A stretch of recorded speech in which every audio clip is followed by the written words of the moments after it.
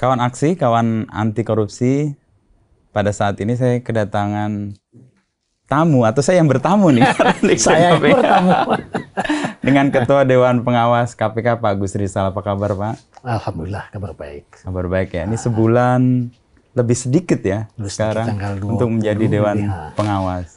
Apa Pak yang kemudian dirasakan sebagai Dewan Pengawas setelah definitif menjabat ini? Oke.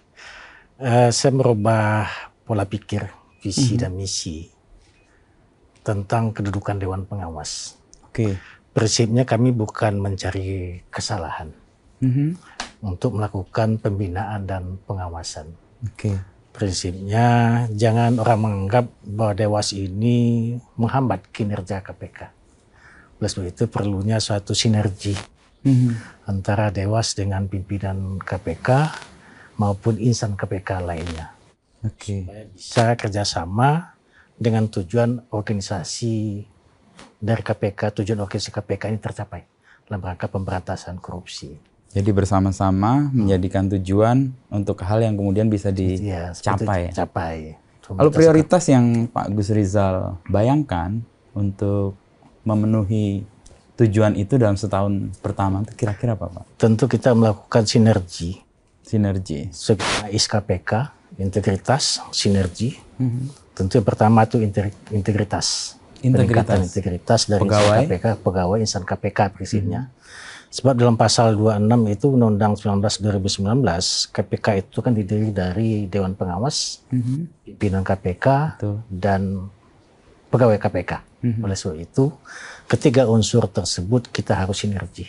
Maka sebagai Dewas yang diharapkan masyarakat, sebagai meraih kepercayaan masyarakat, tentu kita pembenahan ke dalam dulu. Oke, jadi setahun meraih kepercayaan masyarakat dengan melakukan pembenahan ke dalam. Dengan tiga unsur tadi, Pak ya. Dewan Pengawas, pimpinan, dan pegawai.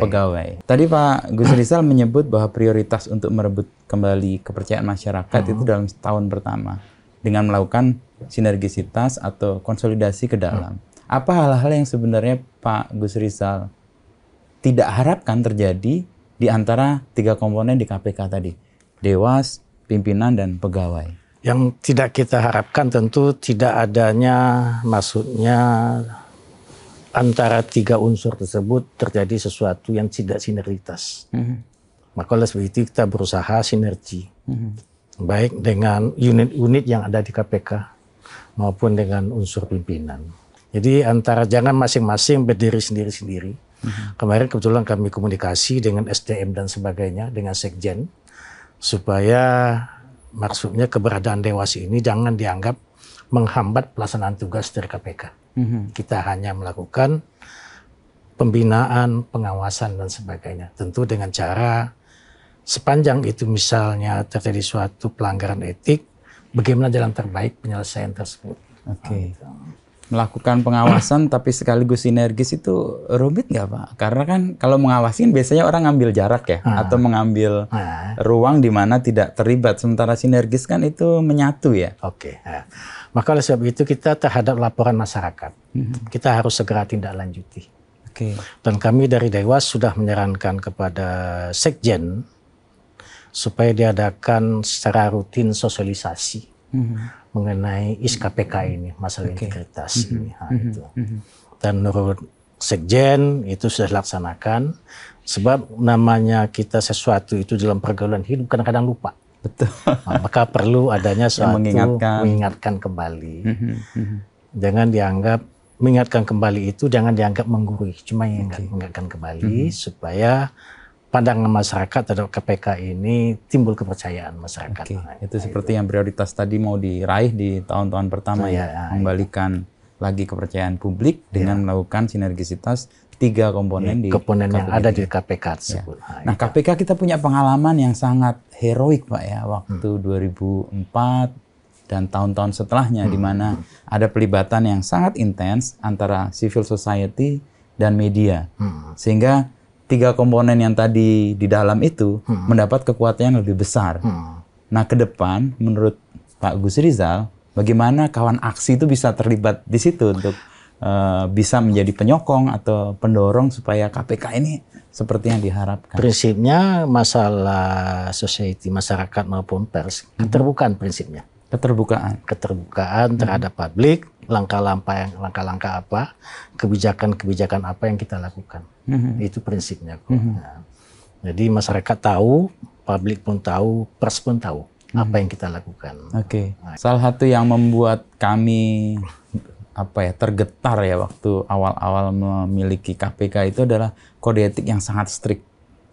Dan itu ditunjukkan semua pimpinan bahkan penyidik KPK ketika dia berhadapan dengan publik. Nah, sejauh mana kode etik yang dulu standarnya sangat tinggi itu dipertahankan atau bahkan dijaga? Prinsip kita menjaga dan dipertahankan terhadap kode etik ini. Kuncinya integritas. Semua pekerjaan tergantung integritas. Seseorang melakukan pelanggaran, misalnya disiplin di bawah dengan inspektorat, pasti dia melakukan pelanggaran etik. Tapi orang melakukan pelanggaran etik belum tentu melakukan pelanggaran disiplin.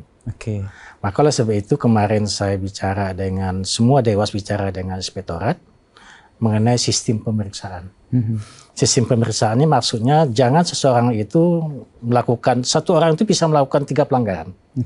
Contoh gratifikasi, bisa pidana, bisa disiplin, bisa etik. Menyangkut dengan pelanggaran misalnya disiplin dengan dewas, kita lakukan pemeriksaan bersama. Supaya si pelanggar itu jangan sampai diombang-ambing, sini diperiksa, maka ada ide, kemarin saya ide, supaya dibentuk tim, jangan terjadi pelanggaran tersebut antara inspektorat dengan etik. Tapi sistem penjatuhan hukuman tetap kewenangan masing-masing. Tujuan mempermudah, jangan orang itu dipersulit melakukan pemeriksaan terhadap yang bersangkutan. Sebab dengan orang itu dioper ke sana periksa, oper ke sini diperiksa, akan menimbulkan kebosanan, menimbulkan antipati bagi yang bersangkutan. Dan kegaduhan juga sebenarnya. Maka oleh sebab itu kita menjaga. Bukan berarti saya memberikan dispensasi pelanggaran, tidak. Cuman menjaga marwah KPK tersebut ke dalam. Tujuan kita pada prinsip sama kok, menjaga marwah KPK. Tapi itu dari dalam kita benahi. Ya, dari dalam kita benahi. Seandainya mereka menyadari kesalahan, ya mungkin kita lakukan pembinaan dan sebagainya, atasan langsung. Yang kedua menyangkut dengan penjatuhan hukuman. Orang jatuh hukuman itu seharusnya tidak selamanya dikurung dengan penjatuhan hukuman. Kapan orang itu bisa clear? Tentu ada. Maka kemarin saya harapkan terhadap penjatuhan hukuman ini ada clearnya. Seandainya seseorang sudah menjalani hukuman, apakah masih di masalah tentang kemarin saya lihat di itu saya lihat adanya saling jawab menjawab antara pihak masalah etik, masalah laporan pengaduan dan sebagainya, tentu ada clearnya. Orang sudah menjalani hukuman, apakah dianggap selesai atau gimana? Itu harus kita bicarakan. Kemudian masalah pembinaan. Sejauh mana orang itu melakukan pembinaan? Apakah yang bersangkutan sudah kembali kepada marwahnya? Maka itu kan harus ada clearnya. Nah, itu kesampaikan kemarin. Nah. Tadi ruang yang Pak Gus Rizal siapkan ya untuk membawa prioritas ini terwujud dalam 1 tahun. Salah satunya kan sinergisitas di dalam tadi dan sosialisasi tadi juga. Sosialisasi dilakukan. Seberapa besar tantangan internal ini sebenarnya menjadi pokok untuk bisa membawa KPK menjadi lebih dipercaya lagi, menjadi tempat di mana harapan masyarakat diletakkan lagi. Kita tentu prinsipnya itu kan sinergi dengan pimpinan. Sinergi dengan pimpinan, sinergi dengan unit-unit yang ada. Kita menjelaskan tujuan kita melakukan sesuatu itu tujuannya apa. Keterbukaan prinsip itu. Nah, dengan tujuan yang sudah di-set, orang menuju ke situ. Kita sebetulnya di KPK ini asal di PNS lain kadang istilahnya berakhlak. Kita di KPK ini ada IS-KPK. Integritas, sinergi, keadilan, profesional, kepemimpinan. Sudah ada pegangan. Ada pegangan. Hampir sama dengan ASN lain dengan berakhlak. Nah, IS-KPK tadi ya? IS-KPK sebagai itu, pegangan. Nah, sebagai personal, Pak Gus Rizal kan melalui perjalanan yang panjang dengan sejumlah tanggung jawab dan sebagainya, lalu kemudian di Dewas. Apa yang membentuk atau yang menjadi pegangan Pak Agus Rizal untuk menjalankan tugas ini, karena tantangannya kan nggak mudah dan rumit kalau lihat dari situasinya. Orang akan melihat kita, mencontoh kita sepanjang kita melakukan sesuatu di luar. Misalnya kita akan memberikan contoh. Berikan contoh terhadap insan KPK lainnya bahwa kita di sini kan sudah ada pola hidup sederhana, integritas, semuanya kita jaga. Supaya jangan kita memberikan saran satu sisi, kita tidak memberikan contoh kepada pegawai lain. Tidak walk the talk lah istilah orang ya. Tidak melakukan apa yang dikatakan. Kita harus memberikan contoh. Itu ya prinsipnya kok. Yang prinsipnya kita satu, sebetulnya tujuan itu satu, menjaga marwah aja kok. Bagaimana kita memelihara marwah ini, jangan sampai nanti masyarakat menganggap marwah ini yang kedua. Yang pertama dalam hidup ini kan 3. Pak. Pertama integritas. Yang kedua kesehatan. Yang ketiga baru kekayaan. Ya, harta. Masakan kita mengorbankan yang ketiga demi yang pertama. Itu kunci hidup tuh kok. Integritas, kesehatan, dan kekayaan. Jangan kita mengejar kekayaan melupakan integritas yang pertama, mengenyampingkan unsur yang pertama. Itu. Integritas itu apa bayangan Pak Gus Rizal? Satunya kata dengan perbuatan kah? Satunya kata, kemudian batas-batas norma-norma kelakuan kita sehari-hari. Bagaimana kita bersikap, bagaimana kita profesional dalam melaksanakan tugas, sehingga menimbulkan kepercayaan masyarakat. Integritas ya. Kesehatan, jaga kesehatan gimana? Kesehatan. Karena pasti kan waktu dan kesibukannya luar biasa. Ada hal yang khusus dilakukan misalnya untuk menjaga itu. Menjaga kesehatan, pikiran. Iya. Gimana Pak Gus Rizal? Asal pikiran kita tenang, kada proses ke atas saja, pasti kesehatan akan timbul. Kunci dari kesehatan itu gantung pada pikiran. Nah, PR-nya adalah gimana menenangkan pikiran di tengah kekalutan yang banyak. Nikmati aja hidup. Syukuri ini hidup, itu aja prinsip hidup.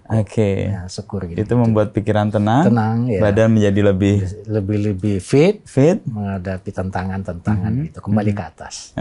Tujuannya apa? Nah, terakhir nih Pak Gus Rizal, petuah kepada pegawai KPK yang juga pastikan membutuhkan. Tadi kan teladan di situ ada, lalu ada juga integritas dari orang yang mengatakan dan mengajak untuk melakukan perbaikan.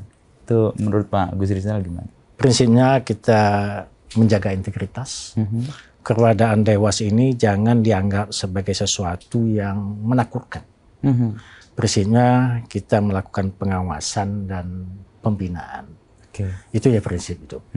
Seandainya integritas ditegakkan, pasti masalah disiplin, masalah etik, pasti tidak akan terjadi.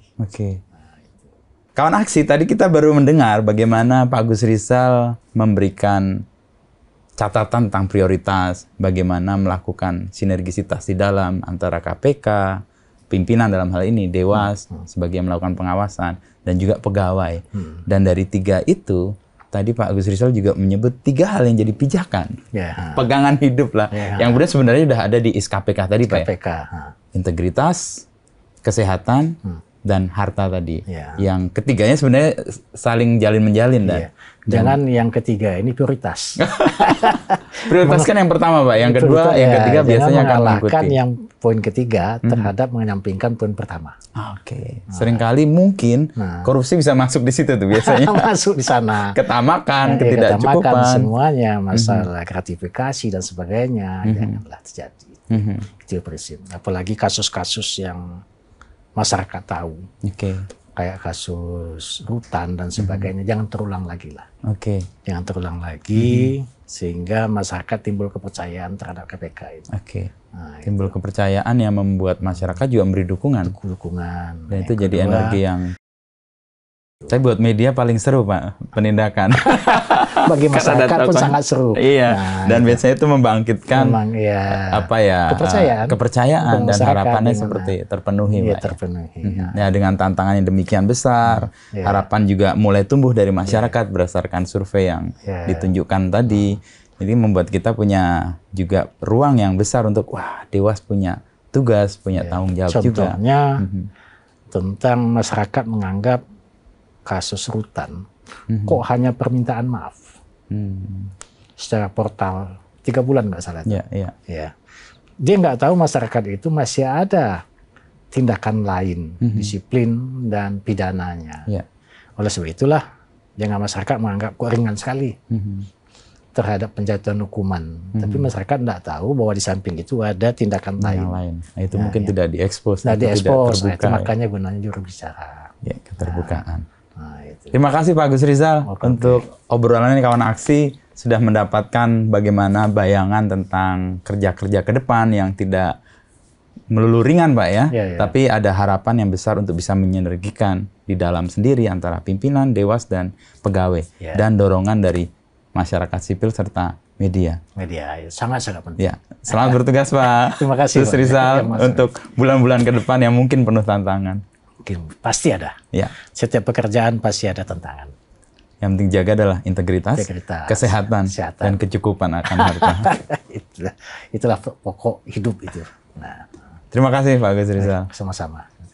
Kawan aksi, simak terus Meja Pimpinan di YouTube KPK bersama saya Wisnu Nugroho. Salam anti korupsi.